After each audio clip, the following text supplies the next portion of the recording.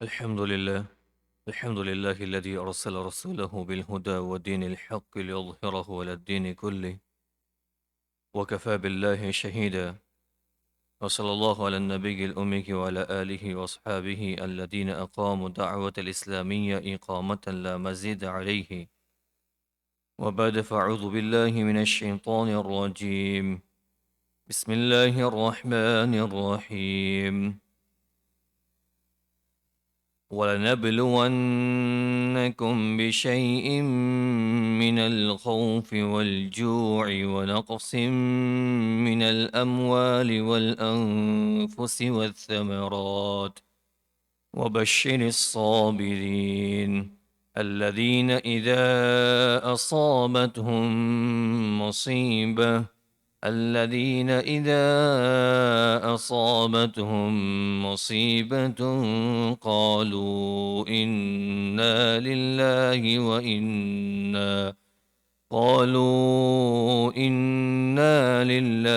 وإنا إليه راجعون.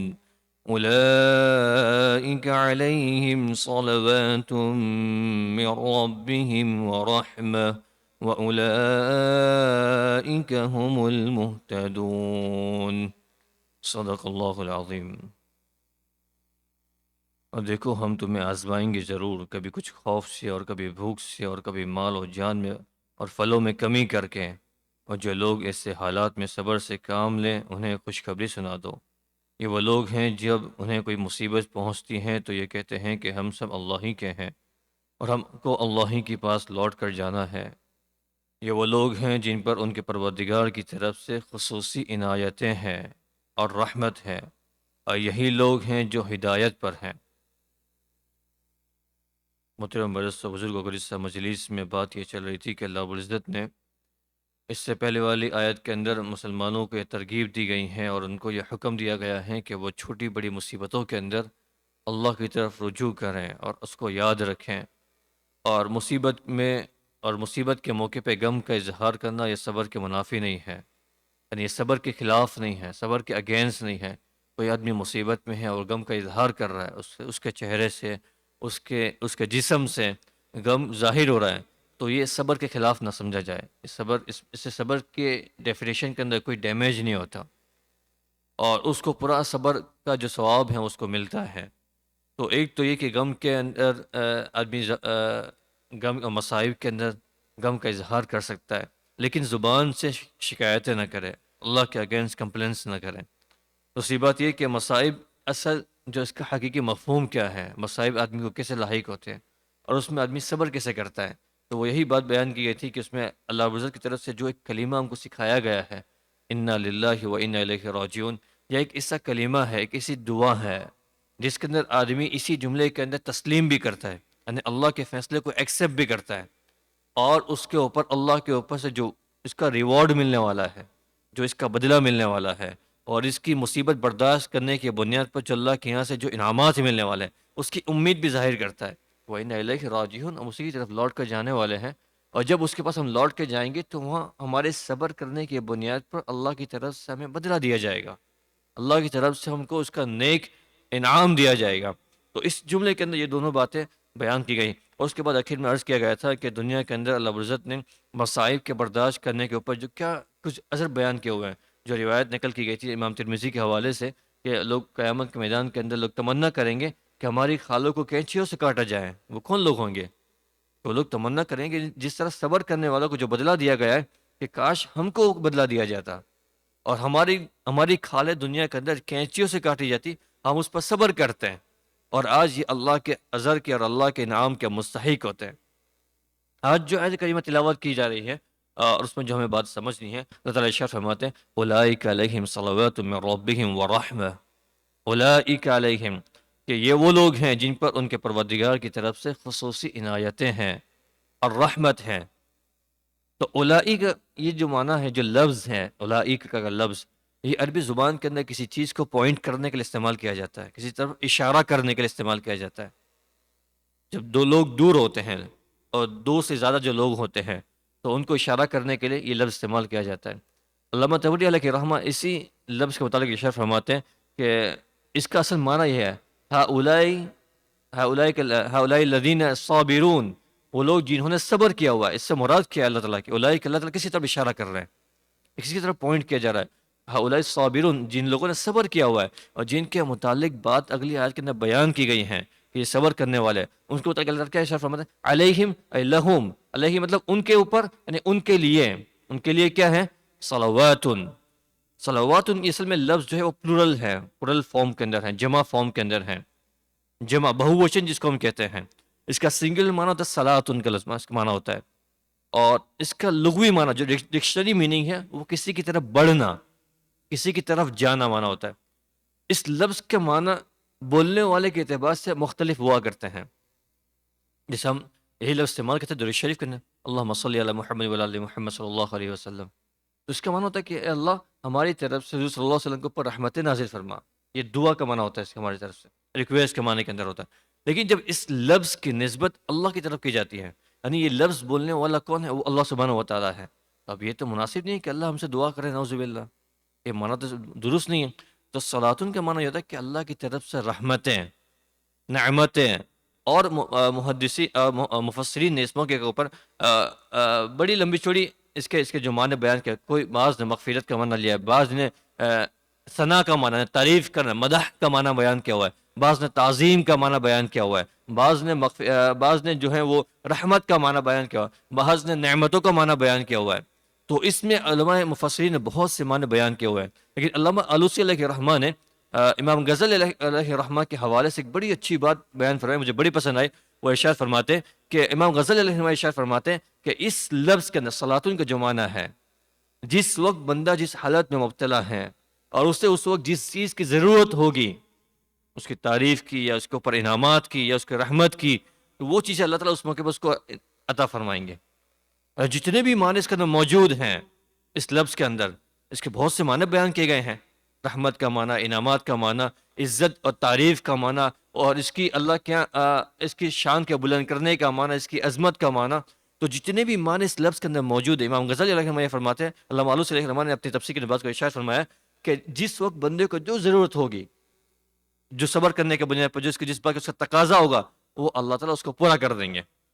یعنی اگر وہ دنیا کے مصائب کے اندر پریشان ہے تو اللہ تعالیٰ اس کے مصائب کو دور کر دیں گے. روزی کے مسئلے پہ پریشانی ہے تو روزی کا مسئلہ اللہ تعالیٰ آسان کر دیں گے صبر کرنے کے بنیاد پر. تو جس وقت اس کو جو پریشانی موجود ہیں اللہ تعالیٰ اس کو دور کر دیں گے. یہ بڑی اچھی بات ہے، اللہ یہ جو بات ارشاد فرمائی گئی ہے. تو یہ صلاتن کا یہ معنی ہے، صلوات ان کا معنی یہ ہوتا ہے. اس کے بعد اللہ تعالیٰ ارشاد فرماتا ہے ورحمتن، صلاۃ ورحمت اولئک علیہم صلوات من ربہم، کہ یہ صبر کرنے والوں پر ان کے پروردگار کی طرف سے ان کے لیے صلات ہیں، یعنی ان کے لیے رحمتیں ہیں، انعامات ہیں، ان کے لیے بخشش ہے، ان کے لیے مغفرت ہیں. اور علامہ طبری علیہ الرحمہ نے اس کا مغفرت کا معنی بیان فرمایا ہوا ہے کہ غفرانہ لعبادہ. صلات کا لفظ جب اللہ کی طرف نسبت کی جاتی ہے تو اس کا معنی ہوتا ہے غفرانہ لعبادہ، یعنی اللہ کا اپنے بندے کے گناہوں کو معاف کر دینا. یعنی اس مصیبت کے برداشت کرنے کی بنیاد پر اس کے گناہوں کو معاف کر دیا جائے گا، اس کے نام اعمال کو صاف کر دیا جائے گا. تو یہ معنی بھی مراد لیا گیا ہے. اور ایک یہ کہ شأنہ، اللہ تعالیٰ اس کی ثناءہ، اللہ تعالیٰ اس کی تعریف کرتے ہیں، اس کی مدح بیان کرتے ہیں، ایک معنی یہ بھی مراد لیا گیا ہے. اس کے علاوہ اللہ تعالیٰ اگر ارشاد فرماتے ہیں ورحمتن، ورحمتن جو عام رحمتیں اللہ تعالیٰ کی جو ہوتی ہیں وہ عام انسانوں پر ہوتی ہیں، عام انسانوں پر ہوتی ہے. لیکن صبر کرنے والے کے اللہ تعالیٰ نے خصوصی رحمت کا لفظ استعمال فرمایا. بعض مفسرین نے ارشاد فرماتے صلاتن کے لفظ کے اندر آلریڈی رحمت کا معنی موجود تھا. صلاتن وہ ایسا لفظ ہے، صلواتن جو لفظ ارشاد فرمایا گیا ہے اس کے اندر رحمت کا معنی بھی آلریڈی موجود تھا. لیکن اللہ تعالیٰ نے اور اس کے اندر تاکید کو پیدا کرنے کے لیے، اس کو مضبوط بیان کرنے کے لیے اس کو اللہ تعالیٰ نے علیحدہ بیان فرمایا رحمتن، کہ ہم اس کو بھی ضرور اس کے اوپر ہماری خصوصی رحمتیں اس کے اوپر نازل کریں گے. کس کے اوپر؟ کہ جو مصائب پر صبر کریں، جو جان کے فوت ہونے پر صبر کریں، جو مال کے فوت ہونے پر صبر کریں، جو اللہ کی طرف سے آنے والی آزمائشوں پر صبر کریں. یعنی صبر کرنے والوں کے لیے اللہ تعالیٰ نے صلات بھی بیان فرمایا اور رحمت بھی بیان فرمائی ہے، انعامات بھی بیان فرمائے ہیں. اس کے متعلق علامہ ابن کثیر علیہ الرحمہ نے اور علامہ بغوی علیہ الرحمہ اور بہت سے اور مفسرین نے اس آیت کی تفسیر کے اندر جو ایک امام بخاری علیہ الرحمہ کے حوالے سے ایک روایت کو نقل فرمایا کہ امیر المومنین حضرت عمر رضی اللہ تعالیٰ عنہ جب اس آیت کو پڑھتے تھے تو آپ یہ جملہ ارشاد فرماتے تھے اس آیت کے متعلق کہ نعم العدلان و نعم العلاوہ، کہ اس آیت کے اس لفظ کو سمجھنے سے پہلے ہمیں ایک بات سمجھنی چاہیے کہ پہلے زمانے کے اندر ہم نے یہ دیکھا ہوگا، ہم نے سنا ہوگا کہ جب کوئی بادشاہ کسی سے خوش ہوتا تھا، راضی ہوتا تھا، تو اس کو کہتا تھا اس کو اونٹ بھر کے سونا دے دو، اس کو اونٹ بھر کے گیہوں دے دو، گندم دے دو، اس کو اونٹ بھر کے سامان دے دو، اس کو گزارے کا سامان دے دو۔ یہ ہم نے روایتوں میں سنا ہے، ایک روایتوں میں پڑھا ہوا ہے کہ حضرت عثمان رضی اللہ عنہ نے اتنے اونٹ بھر کے سامان مجاہدوں کے لیے اللہ کے راستے میں وقف کیا، خرچ کیا۔ تو یہ اونٹ کو بھرا کیسے جاتا ہے؟ اونٹ کو بھرا کیسے جاتا ہے؟ تو اونٹ جو ہوتی ہے اس کے دو کنارے پہ اوپر، اگر اونٹ سیدھا کھڑا ہوا ہے تو اس کے ایک کنارے پر اس طرف ایک بڑی وہ ہوتی ہے جس کو بکیٹ جیسا سمجھا جاتا ہے، اور ایک طرف دوسری طرف بڑی بکیٹ ہوتی ہے، یعنی بڑا، جس کے اندر سامان کو اسٹوریج کیا جائے اونٹ کے دونوں طرف کے اندر، اور اس کے اندر سامان کو بھرا جاتا ہے، اتنا سامان جو اونٹ برداشت کر سکیں، اتنا بوجھ بھرا جاتا ہے اس کے اندر جتنا اونٹ برداشت کر سکیں۔ اور کبھی کبھی کوئی بادشاہ، کوئی دینے والا زیادہ خوش ہوتا ہے تو اس کے بیچ کے اونٹ کو بیچ میں بھی علاوہ رکھتا ہے، جس کو زائد کہتے ہیں، وزن سے زیادہ دینے کو، جو بیچ میں بھی رکھتا ہے۔ تو حضرت عمر رضی اللہ عنہ ارشاد فرماتے ہیں کہ صبر کرنے والے کے لیے اس میں دو عدلان، تو عدلان کا جو لفظ ہے وہ استعمال کیا جاتا ہے یہ اونٹ کے جو بھر کے دیا جاتا ہے، جو سامان دو پلڑوں کا جو سامان بھر کے دیا جاتا ہے، دو بازوؤں کا جو سامان بھر کے دیا جاتا ہے، اونٹ کے دو اسٹوریج کے جو سامان بھر کے جاتا ہے، اس کو عدلان سے عربی کے اندر تعبیر کیا جاتا ہے۔ تو حضرت عمر فرماتے ہیں کہ اس آیت کے اندر اللہ تعالیٰ نے صبر کرنے والے کے لیے عدلان کا بھی حکم فرمایا، یعنی اس کو اونٹ کے دونوں طرف بھرے ہوئے جو سامان، اس طرح اس کو ایک طرف تو اس کو رحمت دی جا رہی ہے، ایک طرف اس کو صلوات دیا جا رہا ہے۔ بات سمجھ آ رہی ہے آپ کو؟ جو ایک طرف جو ہے وہ اس کو دو چیزیں بھر کے دی جا رہی ہیں، ایک صلوات ہے یعنی اللہ کی طرف سے جو رحمت ہے، مصیبتوں کے اوپر دور کرنا، اور جو ساری جو اس کے اوپر بینیفٹس ہے وہ بھی دیے جا رہے ہیں، اور دوسری طرف سے خصوصی انعامات دیے جا رہے ہیں، خصوصی نعمتیں اس کے اوپر اتاری جا رہی ہیں، خصوصی چین سکون اس کے اوپر اتارا جا رہا ہے۔ تو یہ دو چیزیں اس کو بھر کے دیا جا رہا ہے، اور ساتھ میں اللہ تعالیٰ کے ارشاد فرماتے ہیں وَأُولَئِكَ هُمُ الْمُهْتَدُونَ، اور یہی لوگ ہیں جو ہدایت پر ہیں، یہی لوگ ہیں جو ہدایت پر، یعنی جن کو جو صبر کرنے والے وہ لوگ ہیں جن کو میری طرف سے صلات بھی نازل ہو رہی ہیں، جن کو میری طرف سے رحمت بھی مل رہی ہے، اور ان کے متعلق یہ ارشاد فرماتے وَأُولَئِكَ هُمُ الْمُهْتَدُونَ، یہی لوگ ہدایت پر بھی ہیں۔ تو یہ جو تیسرا جملہ ارشاد فرمایا اولئک هم المہتدون، یہ علاوہ ہے، یہ اللہ تعالیٰ ایکسٹرا دے رہا ہے، جیسے وہ اونٹ کے اوپر ایکسٹرا رکھ کے دیا جاتا ہے نا، کبھی کبھی ایک تو جتنا حق تھا وہ تو دے دیا، لیکن حق سے زائد اونٹ کے بیچ کے اوپر علاوہ رکھ کے دیا جاتا ہے۔ تو یہ جو اللہ تعالیٰ تیسری بات ارشاد فرمائے اولئک هم المہتدون، یہ علاوہ کے طور پر دیا جا رہا ہے۔ تو یہ بڑی اچھی بات اللہ کی طرف سے، اور یہ بڑی نعمت ہے مسلمانوں کے لیے کہ صبر کرنے کے بنیاد پر اللہ کی طرف سے جو مصائب بندے پر آتے ہیں، ان مصائب پر صبر کرنے کے بنیاد پر اللہ رب العزت کی طرف سے جو انعامات ملتے ہیں، وہ انعامات کے اندر ایک تو اخروی انعامات تو علیحدہ، دنیاوی انعامات کے متعلق بات ہو رہی ہے، وہ یہ کہ ایک تو ان کو اللہ کی طرف سے ان کے مصائب کو دور کرنے کے لیے خصوصی انتظام کیا جاتا ہے، دوسرا اللہ کی رحمتیں نازل کی جاتی ہیں، اللہ کی طرف سے خصوصی انعامات ہوتے ہیں، اور دوسرا اللہ تعالیٰ کا ارشاد فرماتے ہیں وَأُولَئِكَ هُمُ الْمُهْتَدُونَ، یعنی یہی لوگ ہدایت پر ہیں، یہی لوگ سجائیں، یعنی اگر یہی زندگی کی روش اپنائیں گے، اپنی لائف سٹائل اس کو اسی طرح بنائیں گے، تو یقیناً یہ لوگ جنت تک پہنچ جائیں گے۔ ہدایت کا یہ مطلب ہوتا ہے، کیا ہوتا ہے کہ وہ موزی الی النجاح ہوتا ہے، وہ کامیابی طرف لے جانے والا ہوتا ہے، یا جنت کا داخلہ نصیب کرواتا ہے۔ تو علماء مفسرین ارشاد فرماتے ہیں کہ اگر آدمی اس طرح اپنی زندگی گزارے، ان آیات کے اوپر عمل کرتے ہوئے، یعنی مصائب کے اوپر صبر کرتے ہوئے، چاہے جن سے حالات کے اندر بھی وہ چیزیں جو اس سے پہلے والی آیت کے اندر بیان کی گئی ہیں، چاہے اس پر صبر کرنا پڑے، یا اس کے علاوہ کوئی اور مصیبتیں آتی ہیں، شریعت سنت کے دائرے میں رہتے ہوئے اگر آدمی صبر کرتا ہے تو اللہ کی طرف سے اس کو یہ تین بڑے انعامات دیے جاتے ہیں۔ ایک تو اللہ کی طرف سے خصوصی عنایتیں اس کی طرف متوجہ ہوتی ہیں، دوسری یہ کہ اس پر اللہ کی طرف سے رحمتیں نازل کی جاتی ہیں، یعنی اس کے اوپر اللہ کی بڑی بڑی نعمتیں نازل اس کی طرف متوجہ ہوتی ہیں۔ تیسرا یہ کہ اس کو ہدایت پر اللہ کی طرف سے رہنمائی ہوتی ہے، سیدھے راستے پر چلنے کے اللہ کی طرف سے رہنمائی ہوتی ہے، اس کو ہدایت پر رکھا جاتا ہے، اور اس کو متعلق اللہ تعالیٰ نے سند بیان کیا ہوئے اولئک هم المہتدون، یہی لوگ ہدایت پر ہیں، یہی لوگ ہدایت پر ہیں۔ لیکن یہ بینیفٹس آدمی کو کب ملتے ہیں؟ یہ مجھے اور آپ کو، ہم اس کا مستحق کب ہوں گے؟ ہر چھوٹی سے چھوٹی یا بڑی سے بڑی مصیبت جب ہم کو پہنچے تو ہماری زبانوں سے یہی جملہ نکلنا چاہیے انا للہ و انا الیہ راجعون، اللہم اجرنی فی مصیبتی واخلف لی خیرا منہ۔ اللہ تعالیٰ مجھے ہم اللہ ہی کے ہیں اور اللہ کے پاس لوٹ کر جانا ہے، اللہ تعالیٰ مجھے اس مصیبت کے اندر بہترین بدلہ نصیب فرما، مجھے اس مصیبت کے اندر اجر نصیب فرما، اور اس سے بہتر مجھے بدلہ نصیب فرما۔ جب آدمی دعا پڑھتا ہے تو اللہ کی طرف سے یہ چیز اس کی طرف متوجہ ہوتی ہیں، رحمتیں ہیں۔ علامہ بغوی علیہ رحمہ نے اسی آیت کے ماتحت بڑی روایتوں کو بیان فرمایا. اس میں سے کچھ آپ کے سامنے میں عرض کر دوں. علامہ بقوی علیہ رحمۃ اللہ فرماتے ہیں کہ بخاری شریف کی روایت ہے، ایک مطلب اللہ کے حضرت ابو سعید خدری رضی اللہ تعالیٰ عنہ کے حوالے سے ہے.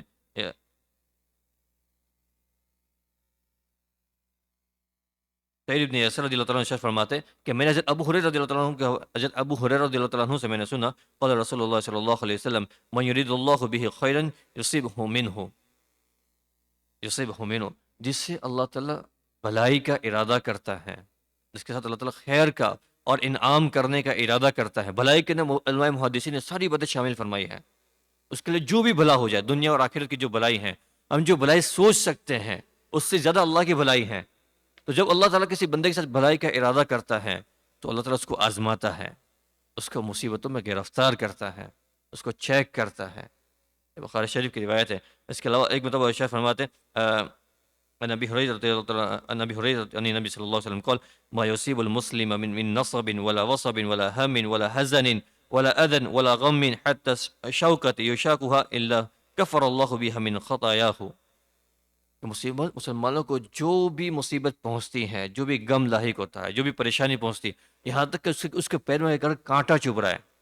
اس کے پیر میں اگر کانٹا یا اس کو اگر کانٹا بھی چبھ رہا ہے تو اس پر اللہ تعالیٰ اس کے کسی گناہ کو معاف کر رہا ہوتا ہے، کسی گناہ کو اللہ تعالیٰ اس کے لیے معاف کر رہا ہے. تو اس روایت کے ماتحت ہم سوچیں کہ ہمیں جو مصیبتیں اللہ کی طرف سے ہم کو پہنچتی ہے، جو پریشانیاں پہنچتی ہیں،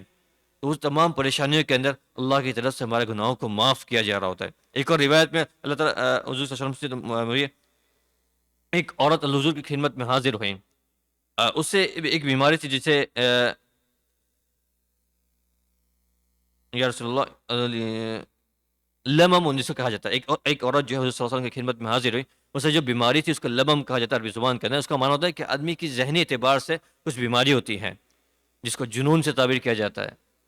تو آدمی کبھی پاگل سا بیہیو کرنے لگتا ہے یا کبھی وہ اکثر چیزیں بھول جایا کرتا ہے، اسی اس کو بیماری لاحق ہوتی ہے. تو ایک عورت کو یہ بیماری لاحق تھی، حضور کی خدمت میں حاضر ہوئی اور حضور سے عرض کیا رسول اللہ میرے لیے دعا کر دیں، اللہ تعالیٰ مجھے شفا دے دیں، اللہ تعالیٰ مجھے شفا کر دیں. حضور نے ارشاد فرمایا کہ میں دعا کر سکتا ہوں آپ کے لیے، اور آپ کو سکتا ہے اللہ کی مرضی سے آپ کو شفا بھی مل جائے، لیکن اگر تو صبر کرے گی تو بغیر حساب کتاب کے جنت میں داخل ہو جائے گی. لا حساب لک کی الفاظ روایت میں آتا ہے فاصبری ولا حساب علیک، اگر تو نے صبر کیا تو قیامت کے دن تیرے لیے کوئی حساب نہیں ہے، تو بغیر حساب کتاب کے جنت میں داخل ہو جائے گی. تو پھر وہ عورت کہنے لگی قالت والاصبر ولا حساب علی، کہ میں صبر کروں گی، مجھے دعا نہیں کروانی، میں صبر کروں گی اور کل قیامت کے دن میرے لیے کوئی حساب نہیں ہے، میں بغیر حساب کتاب بغیر حساب کتاب میں جنت میں چلی جاؤں گی. تو یہ صبر، یہ چیزیں جو ہیں وہ کوئی معمولی چیز نہیں ہے. یہ اگر ہم پریکٹیکلی اعتبار سے سوچیں، کوئی آدمی کی جاب چلی گئی، کسی آدمی کے مالی اعتبار سے پریشانی ہے، گھریلو اعتبار سے پریشانی ہے، خاندانی اعتبار سے رشتے سنبھالنے کے لیے پریشانیاں ہوتی ہے آدمی کو، اپنے بھائیوں سے، اپنے بڑوں سے، اپنے چھوٹوں سے، ماں باپ سے کبھی آدمی کو رشتہ سنبھالنے کے لیے پریشانی ہوتی ہیں. کبھی ماں باپ کی بڑی عمر ہو جاتی ہے تو ماں باپ کی طرف سے ایسے فیصلے ہوتے ہیں کہ جو آدمی کو میک سینس نہیں لگتے کہ یار اس میں میرا نقصان ہے، یا تو میری جان کا، میرے مال کا، میری عزت کا نقصان ہے، یا وہ اب ان کے بڑھاپے کی وجہ سے وہ کبھی ضد کرنے لگتے ہیں. لیکن آدمی اچھے انداز کے اندر، اچھے اسلوب کے اندر، اگر وہ کوئی شریعت کے خلاف حکم نہیں دے رہا ہے، ان کے اطاعت کر رہا ہے، صبر کر رہا ہے، برداشت کر رہا ہے، تو یہ سارے انعامات اس کے لیے اللہ تعالیٰ نے رکھے ہیں. اللہ دنیا کے اندر اولئک علیہم صلوات من ربہم ورحمہ، ان کے اوپر اللہ کے رحمتیں، خصوصی انعامات، اولئک هم المہتدون، اور یہی ہدایت پر ہیں، یہی اللہ کے پاس اللہ کی طرف سے سیدھے راستے پر چلنے والے لوگ ہیں. تو اس آیت کریمہ کے اندر اللہ رب العزت نے مجھے اور آپ کو وہ بات سکھائی اور سمجھائی ہے جو میرے اور آپ کے لیے ہماری رہتی زندگی تک زندگی گزارنے کا بہترین طریقہ ہے. جو بھی مصیبت ہمارے ہیں، ہم دعاؤں کے ذریعے سے ہماری مصیبتوں کو دور کرنے کی کوشش ضرور کریں گے. ہم اللہ سے مانگیں گے اللہ تعالیٰ اس آزمائش سے مجھے نکال دے، اس سے مجھے نجات نصیب فرما دے. لیکن اگر کوئی مصیبت آ جاتی ہے، کوئی پریشانی آ جاتی ہے، تو صبر کریں گے اور اللہ سے اس کے اوپر اجر کی امید رکھیں گے. لیکن آدمی سچے دل سے اس کا ارادہ کرے، نہیں صرف زبان سے کہہ دے اور دل اس کا متوجہ ہو کسی اور طرف، نہیں، ان باتوں کا دل میں اعتقاد بٹھا کر، یقین بٹھا کر کہ نہیں، یقیناً میں اللہ کی ملکیت ہوں، میرے پاس آنے والی مصیبت اللہ کا فیصلہ ہے، میرے پاس آنے والا صدمہ اللہ کا فیصلہ ہے، میرے پاس آنے والی پریشانی اللہ کا فیصلہ ہے. میں اس اللہ کے فیصلے پر راضی ہوں، میں اللہ کے اس فیصلے پر راضی ہوں، میں اپنی رضامندی کا اظہار کرتا ہوں، اور میں اس کے اوپر اللہ کی طرف سے اجر کی امید رکھتا ہوں، ثواب کی امید رکھتا ہوں۔ اس ارادوں کے ساتھ جب آدمی دل میں دعائیں پڑھیں، ان چیزوں کو پڑھیں، تو یقیناً اللہ کی طرف سے امید ہے کہ اس کو اس کا بدلہ دنیا میں بھی دیا جاتا ہے اور آخرت میں دیا جاتا ہے۔ یہ وہ بہت اہم چیز ہے ہماری زندگی کے لیے۔ ہم میں سے کون بندہ وہ ہے جس کو کبھی زندگی کے اندر یہ چیز سے مرحلہ نہ پیش آیا ہو، اس کو کبھی زندگی کے اندر صبر کی نوبت نہ آئی ہو، بڑے سے بڑا آدمی ہو، چھوٹے سے چھوٹا آدمی ہو، ہم میں سے ہر ایک ان چیزوں کے اندر متوجہ ہوتا ہے، ان چیزوں کے اندر لگتا ہے، اس کو کبھی نہ کسی موقع پر صبر کی نوبت آتی ہے۔ بہت سے مجبور ہو کے صبر کرتے ہیں، لیکن مسلمانوں کے لیے فائدہ یہ ہے اگر مسلمان ثواب کی امید سے صبر کر لیں۔ بہت سے آدمی وہ ہیں جو مجبور ہو کے صبر کرتے ہیں کہ کوئی اسباب ان کے کوئی رستہ ہی نہیں ہے، صبر کرنا ہی پڑے گا۔ لیکن مسلمان کے لیے یہ بیان کیا ہوا ہے کہ اگر وہ صبر کریں لیکن ثواب کی امید سے کریں، اللہ پر بھروسہ رکھتے ہوئے کریں، اللہ کے فیصلے پر راضی رکھتے ہوئے کریں، تو اولئک علیہم صلوات من ربہم واولئک هم المہتدون،